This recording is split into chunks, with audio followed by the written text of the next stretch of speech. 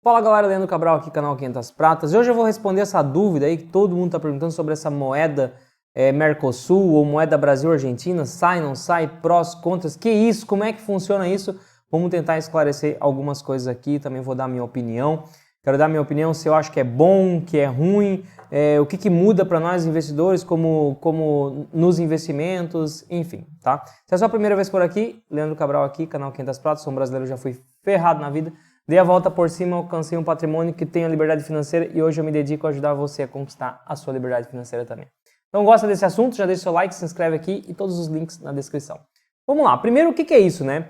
Pra gente começar, galera, isso não é um assunto de agora, não é coisa do Lula, não é coisa do Haddad, isso aí já vem sendo discutido há tempo, né?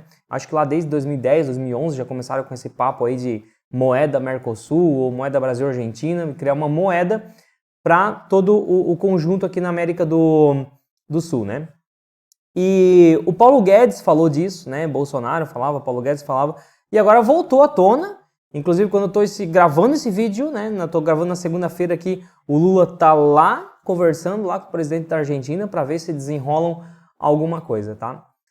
E o que acontece? A ideia é mais ou menos como lá na Europa, né? Que os países se uniram e criaram o euro, né? E daí tem a zona do euro ali, que são todos os países que têm a moeda como euro. Só que lá o negócio foi bem avançado, eles acabaram, inclusive, muitos países abandonando as suas moedas originais para adotar o euro no lugar, tá? A princípio não seria isso que ia acontecer aqui, pelos rumores, por enquanto, não é? A ideia não é deixar de existir o real, deixar de existir o peso argentino, o peso uruguaio e transformar tudo na moeda Mercosul. Não, seria uma moeda paralela ao que a gente já tem, né? Então nós continuaríamos aqui com o real, eles continuariam com o peso argentino, o peso uruguaio, lá no Paraguai também, que é o Guarani, né? Se não me falha a memória agora. E aí também eles teriam a moeda universal, universal não, a moeda do Mercosul, que são dos países que fazem parte ali do Mercosul, tá? Tá nessa discussão, ou vai ser moeda do Mercosul, ou começa entre Brasil e Argentina, e por aí vai. Mas o fato é que estão bem empolgados aí para ver se essa moeda sai ou não. Se depender do presidente da Argentina lá, pelo que eu tava vendo, ele já deu aval por mim, vamos fazer. Agora depende aqui do Brasil de decidir se vai ou não vai, né? Beleza, então essa seria a moeda. Agora, vamos lá, prós e contras. Eu vejo assim, o lado positivo. A Argentina é um grande parceiro comercial do Brasil, né? Então, ainda hoje, mesmo com a situação lá, a gente ainda continua vendendo bastante para a Argentina. Só que a coisa vai ficando cada vez mais difícil para eles, porque a moeda deles vai desvalorizando, vai ficando mais difícil fazer o câmbio para comprar as coisas aqui do Brasil.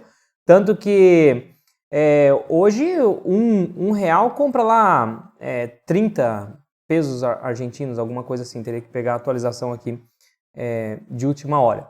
Mas a gente vê que o peso argentino está se desvalorizando muito perante o real, então também vai ficando cada vez mais difícil para eles comprar do Brasil e a gente perde com isso também, porque a gente tem um parceiro comercial, um grande parceiro comercial comprando menos, né, ou deixando de comprar. Se a gente tem essa moeda, não existe essa desvalorização, porque é o mesmo dinheiro, né, o dinheiro que está aqui, está lá, então não teria essa desvalorização do câmbio, logo não atrapalha na relação comercial aqui. E aí eles conseguem continuar comprando e a gente continua vendendo. Mas também um pouco disso é porque nós absorveríamos a inflação deles, que daí eu já estou entrando aqui no ponto negativo. Então, basicamente, a única coisa boa que eu consigo ver é manter uma boa relação comercial, tá? Talvez uma outra coisa boa o quê? A ideia que se prega atrás dessa moeda é que formaria um bloco mais forte, assim como tem o bloco lá da União Europeia, né, que se tornou um bloco muito forte, muito mais forte do que quando eram os países isolados, tá? A ideia é fazer isso também, né? Que o Mercosul se torne um grupo mais forte para conseguir ter relação comercial com o mundo aí, ter mais peso na negociação. Se a coisa der certo, beleza, pode ser um ponto positivo. Agora vamos lá, vamos falar um pouquinho dos pontos negativos que eu vejo aqui.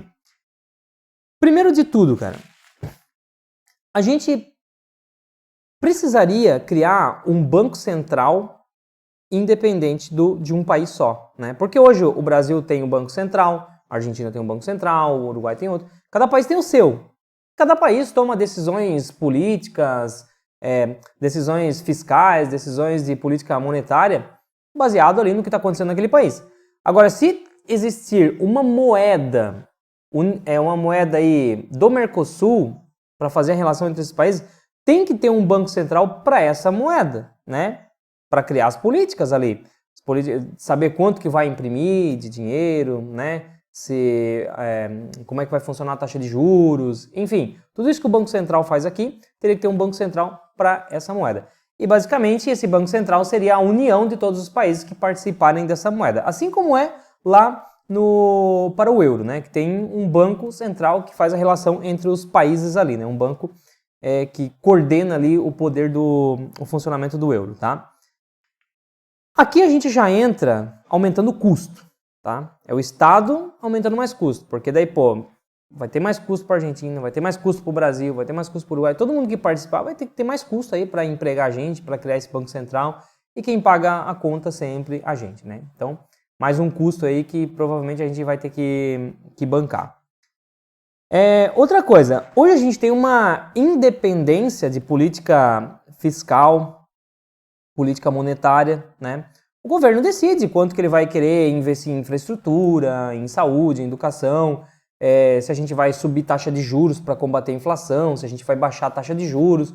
Tudo isso, a gente tem total independência aqui, a gente tem soberania para decidir dentro do Brasil. Assim como a Argentina tem, o Uruguai tem. A partir do momento que existe uma moeda comum entre os países, já não é mais assim, né? Não é simplesmente chegar, vou subir a taxa de juros. Não, teremos que consultar os outros países. Ó, tá tendo uma inflação aqui, e aí? Subo a taxa de juros, não subo? O que vocês acham? Então, os países perdem soberania, né? E aí, isso é complicado. Por quê? Porque um país que tá, por exemplo, como a Argentina lá, eles estão com dificuldade, certo? Então, pô, eles estão com muita inflação lá. Tem que subir a taxa de juros lá para combater a inflação. Que subam, eles têm independência. Isso não vai afetar em nada aqui pra gente. Agora, se a gente tem uma moeda comum, eles não podem simplesmente chegar e aumentar a taxa de juros lá, porque isso pode gerar uma retração aqui no Brasil. Então, o Brasil, em conjunto com a Argentina, teria que decidir se sobe ou não sobe. E o fato é que é mais ou menos, vamos misturar, né? Ah, beleza, nós temos 2% de inflação no Brasil, um exemplo, ao ano, estamos com 90% de inflação na Argentina. Não dá para a gente criar uma taxa de juros baseada nos 2% de inflação no Brasil, mas também não dá para criar uma taxa de juros baseada nos 90% de inflação na Argentina. Porque se a gente cria baseado nos 2% do Brasil, dando só um exemplo aqui, a inflação lá continua explodindo. Não tem nada para frear, certo? Agora, se a gente aumenta conforme os 90% de inflação que tem lá, aí a gente tranca a nossa economia aqui, né? Barra tudo os negócios. Por quê? Porque a taxa de juros está muito alta, isso esfria a economia. E aí vai ter que achar esse meio termo. Então, um país ele fica meio que puxando o outro. Veja que, se a gente consegue fazer com que a Argentina vá para cima, Uruguai vai para cima, Paraguai vai para cima, Brasil vai para cima, pô, todo mundo ganha com isso. Todo mundo cresce e enriquece junto. Agora, o problema é quando um ou dois países do grupo estão na merda. Porque esses que estão na merda, ou eles puxam pro buraco também, o que tá melhorzinho, ou fica todo mundo trancado ali esperando. É como uma corrida em equipe, né? Você vai correr uma maratona em equipe. Não adianta, cara. Se você tá preparado para correr 42 km em 4 horas, mas tem um cara na tua equipe que vai levar 20 horas para correr os 42 km, tu vai ter que esperar o cara, né? Se tu quiser antecipar a corrida, tu vai ter que pegar ele no colo, os dois mais preparados vão ter que botar na canguta ali, vão ter que sair correndo, né? Tu poderia ganhar a prova em 4 horas, só que o cara vai levar 20, tu vai ter que carregar ele nas costas, talvez o grupo todo vai levar 10 horas para correr essa corrida. Essa é a melhor analogia que eu vejo aí para quando se mistura as moedas, tá? Outra coisa, né? Política cambial. Cara, imagina o seguinte. Hoje a gente compra um dólar aqui no Brasil com R$5, né? Com 5,20.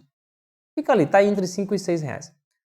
Lá na Argentina, os caras estão precisando de 200 pesos para comprar um dólar. O fato é que tá quase impossível eles comprarem um iPhone. Para nós já é muito difícil, mas ainda dá, certo? Agora, a gente faz aqui no Brasil a nossa política cambial como a gente quer. A Argentina faz como eles querem, por quê? Porque cada um tem a sua independência. A partir do momento que nós temos uma moeda em comum, as políticas cambiais, elas vão ter que ser feitas em conjunto. E se o dólar explode por conta de burradas que fazem na Argentina, vai explodir para a gente também. Tá? Então seria bom se o conjunto como um todo se fortalecesse ao ponto de a gente fazer com que a nossa moeda Mercosul conseguisse andar em linha com o dólar ou até se valorizasse perante ao dólar. Aí nós vamos comprar iPhone mais barato. Certo? Agora, se essa moeda Mercosul, se o conjunto dos países não deixa eles fortes o suficiente para essa moeda se valorizar, e o contrário acontece, essa moeda vai se desvalorizando perante ao dólar, nós vamos para esse buraco junto. Cada vez fica mais difícil para nós comprar coisa em dólar ou, né, acumular dólar para viajar, assim como está difícil agora lá para os argentinos. Outra coisa que eu coloco aqui, que eu fiquei pensando sobre tudo isso, é a ordem das coisas, né? Porque se você for estudar um pouquinho, cara, sobre a história do euro lá, né, dos países quando eles se uniram para ter a moeda euro, a moeda euro é o aperto de mão, é o contrato assinado, que vem depois de muita e muita negociação e evolução. Então os caras foram amadurecendo, criaram um conjunto de regras. Não, beleza. Para você fazer parte da zona do euro, você tem aqui, ó, essa cartilha. Você vai ter que seguir isso, aquilo. O país tinha que provar que ele era capaz de participar daquilo. Por quê? Porque eles não queriam um país que fizesse um monte de cagada, porque todo mundo ia pro buraco junto. Depois que eles criaram, estabeleceram as regras, tudo certinho, e viram quais eram os países que tinham condições de assumir aquilo ali, que também estavam dispostos a assumir aquilo ali, aperta a mão, assina o contrato e emite a moeda. A moeda é a última coisa. Agora, o Brasil o Brasil e a América do Sul, a gente tentou fazer alguma coisa parecida com isso com a criação do Mercosul, que é começar a criar uma relação entre os países, né, para trazer uma igualdade ali, para ir melhorando a coisa. E lá na frente, depois que tivesse tudo muito desenvolvido, talvez uma moeda fizesse sentido. Mas a que pé anda a maturidade e os resultados da União Mercosul? Né? Será que já é hora de unir as moedas? Eu vejo que teria que... Não se tem nenhum conjunto de regras ainda. Nem se sabe se os países, né, do grupo aí vão estar dispostos a assumir as boas práticas que deveriam ser combinadas antes de se ter uma moeda universal. Porque, cara, imagine, alguns meses atrás, nós tínhamos o ex-presidente Bolsonaro. Coloca o Bolsonaro, imagine o Bolsonaro numa sala debatendo com o presidente da Argentina. Os caras não se aturavam. Os caras iam fechar o pau, né? Porque as ideias não batem. E aí? É esse tipo de relação que a gente está preparado já para botar uma outra moeda na jogada? Não, primeiro tem que acordar as coisas, né? Criar contratos, criar políticas ali de como a coisa vai funcionar, para daí se realmente ver que não, a coisa vai dar certo, a gente tem muito potencial de crescer junto, todo mundo, então vamos. Então cria essa moeda aí, vamos para cima.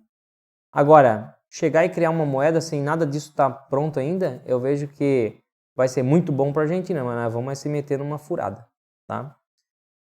E falando dos investimentos, Leandro, como é que fica? Cara, ainda bem que existem as empresas para a gente se proteger, né? Porque veja bem, uma empresa, cara, ela tem a condição de repassar tudo isso para o consumidor final. Se a gente for entender o que é uma empresa é algo muito simples, ela simplesmente compra uma matéria-prima por um preço, processa o negócio e vende com lucro. Repassa o custo para o cliente, né? Tem empresas que quando a gente está numa recessão, a gente está numa crise inflacionária, uma coisa ou outra, ela vai comprar aquela matéria-prima mais cara, ela vai processar e ela não vai conseguir vender para o cliente final. Por quê? Porque se o país está em crise, tem coisas que as pessoas não compram. Roupa, por exemplo. Por isso que eu não gosto de investir no setor aí, vestuário. Eu sou meio escamado com isso. A não ser que você está falando aí para o setor da classe alta, né? O setor de vestuário que atende a classe alta, que daí não sofre muito com crise, os caras vão continuar andando bem vestido. Agora a gente fala aí, pega uma né, uma empresa aí que atende o povão, o cara não vai trocar de calça, de tênis, de camisa, se o objetivo principal é botar comida na mesa. Então eu gosto de empresas do consumo básico. Poxa, uma empresa do consumo básico, não interessa a inflação, vai no mercado. Tá todo mundo reclamando que tá caro as coisas, mas tá todo mundo lá comprando feijão, arroz. Tem que comer, porra, não tem saída. Então, uma empresa de um segmento de necessidade básica, ela vai pegar a matéria-prima, vai processar e vai vender para o cliente final, repassa a inflação e pronto. Sobrou lucro, distribui para o acionista. A gente se protege dessas coisas. Tá aí um ponto positivo. Por isso que o meu capital, a maior parte está em ações, fundos imobiliários e negócios, porque os negócios eles estão em movimento, se protegendo das coisas que estão acontecendo. Outra coisa, investimento para mim tem que ter liquidez, porque se eu invisto num ativo que eu tenho liquidez, é muito simples. Uma empresa ela não vira ela não dobra de tamanho em um ano, né? Ela não dobra seus lucros, suas receitas em um ano, mas também não vai à falência em um ano. Se não se tratar de uma fraude, como aconteceu ali com Americanas recentemente, não vai para o buraco em um ano. A coisa vai acontecendo trimestre após trimestre, que é quando a gente tem os resultados ali para analisar. Então dá tempo de eu enxergar que a coisa está ficando ruim. E tem liquidez. Se está ficando ruim, eu vendo, eu pulo fora, eu acho outra que está ficando boa. Então a gente tem essa liberdade. Desde que eu comecei a investir e estudando a história dos investimentos, eu não lembro de uma situação, eu não lembro de ter lido um período que algum investidor, algum gestor de fundo lá de Wall Street disse assim, olha, eu não encontro uma empresa dando lucro. Não existe isso. Qualquer situação, cara, você pode ir na Argentina, na Venezuela, eu não estudei lá para ver como é que tá, a coisa tá feia lá. Mas pode ter certeza que alguém lá tá ganhando dinheiro. De alguma forma, nem que seja uma empresa estatal. Então, em qualquer situação, algum negócio está dando dinheiro. E se você tem liquidez, você tem essa mobilidade, você coloca o dinheiro nesse negócio.